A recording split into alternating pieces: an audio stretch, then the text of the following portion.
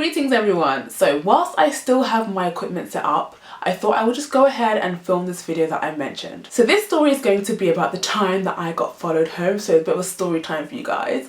So I had just had dinner with my co-teacher, and I say dinner, we had lotteria. So I was walking and I passed this bus stop right really close to my apartment. So I passed this bus stop and there's this old ajashi, this old Korean guy. He's chilling at the bus stop waiting, and he looks like, you know, business guy, had a tie, you know, and a briefcase, looked like he was on his way home from work, whatever he was doing. So he stops and asks me, "Excuse me, can I use your phone?" Now, I'm going to give you a bit of a background because this had happened to me like a few months prior, and I learnt my lesson. So I'm going to go back to this story, just pause for a second. So this story, 3 months prior, I was in Lotte going to do some grocery shopping with my friend, and I was pretty fresh to Korea.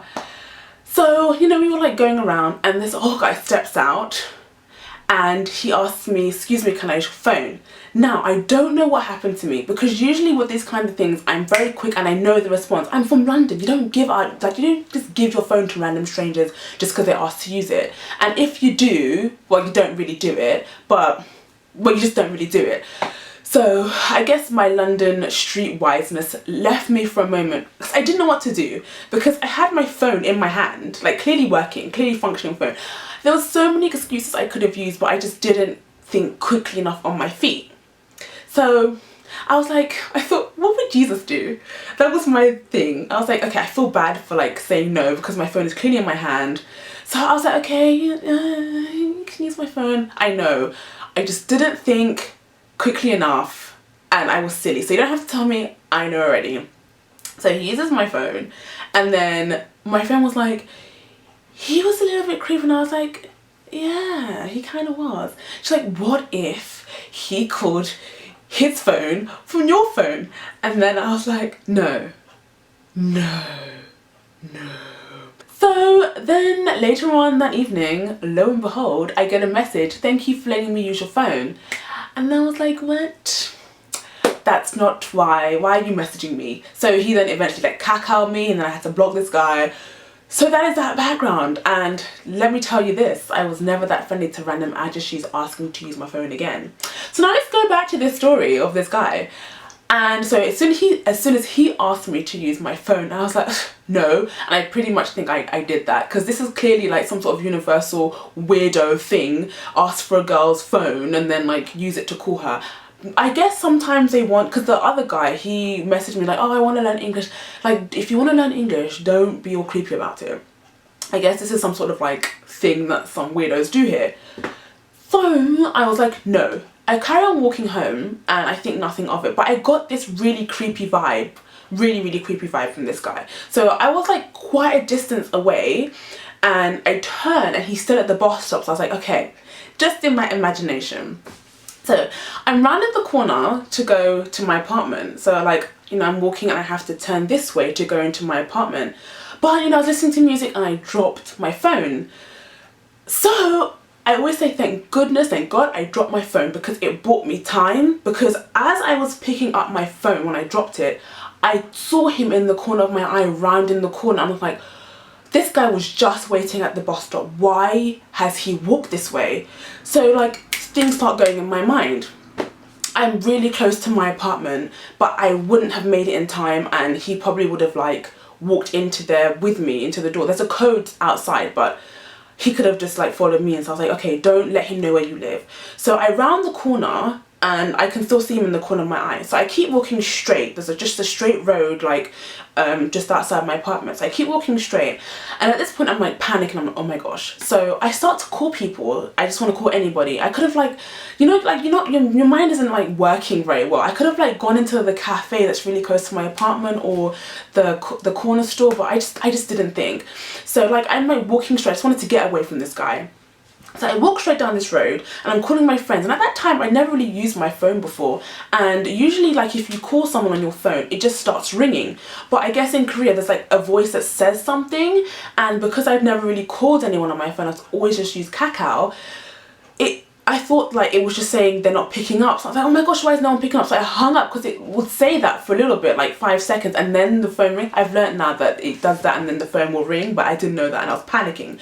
So I'm walking down this road. I'm calling my neighbour, Cindy, at the time. She didn't pick up either. I thought everyone wasn't picking up.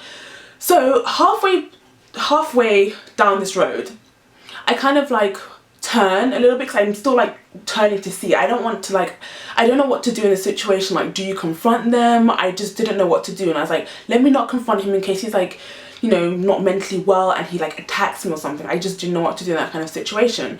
So I'm kind of looking, and then he's not there anymore, so I'm like thinking, oh, I guess I lost him. So I think, okay, let me just wait for a bit and then see what happens, you know, see if he's still around. So I wait, I stop walking, and then I kind of just pretend to be on my phone, and I'm kind of looking around to see where he is. So I was like, okay, let me just walk away from my apartment and just walk around for a bit, and then just maybe he will like lose or get lost somewhere. So as I start walking again, in the corner of my eye, I see him jump out of like from the side of this restaurant, and then I just lose my, I'm just like, oh my gosh, he is definitely following me. Because at first I thought maybe he's not, but yeah, he was. And so he starts to kind of power walk, and then I'm freaking the hell out. So he's power walking and I start power walking, and then so I'm getting really close to the end of this road, because once I get to the end of the road, it's the main road in my area, and like I can just like run through it, and there's just loads of people, because the road where like just near my apartment, it's pretty much empty most of the time. So like I was like, I just have to make it to the main road. I just couldn't make it to the main road. So like I'm power walking, and then just as I'm like gonna cross over, there's a car coming. So like I just kind of use it as an excuse to kind of just run a little bit, and then so I run, and then I turn the corner, and then I kind of like sprint for a little bit, and then I don't want to lose this guy. Like I want to know where he is at all times. So as I'm like, I call my co-teacher on Kakao, and I turn around and I see him, and he's running across the road, and then I guess he was going to the other bus stop, like that's down the, like the next bus stop along. So like I'm like at this point shaking, and my co-teacher gets on the line, and I tell her what happened. She's like, what, okay, oh my gosh, what happened? And I'm like, oh my gosh, this guy just want to be home. And I was like really, really shaken.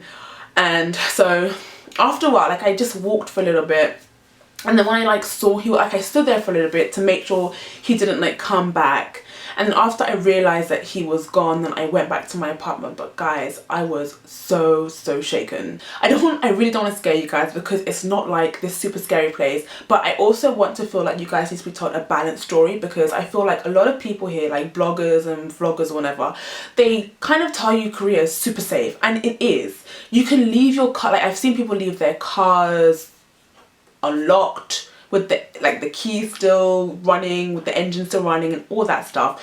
And I've left like my laptop at my local cafe to like run home and get something. Like it's that safe, because they'll watch your stuff. Like there's a trust system that goes on. But I feel like as a woman rights here, and like sexual assault and stuff like that, it's kind of like shoved under the carpet. So as a woman, I don't want to be the scary person scaring you people, like, oh my gosh, I have to be worried about first my natural hair and being black, and now like sexual assault. It's not like that. I just warning you guys to be on your guard and be careful, and just don't stop doing the things that you would do back home to be safe. That was my story, and nothing like that has happened to me since, thank God. But I just thought I would tell you guys and share this experience, because, you know, like I said, Korea is safe, but to a certain extent. It's like any other country. It has its good points and it has its bad points. Just be on guard and don't be like airy-fairy, oh my gosh, I heard Korea is super safe. Just kind of treat it how you would behave back home. So that was that video, and I promise you the next one will be a bit more positive. I plan on doing one about like the good times I've had here and the good interactions I've had with people, because, you know, I want to show you the good things, and I don't want to be the one scaring you guys all the time. So I kind of feel that's what I do, and I don't want that to be the case. So I hope you guys like listening to my story, and I will talk to you guys next time. Bye.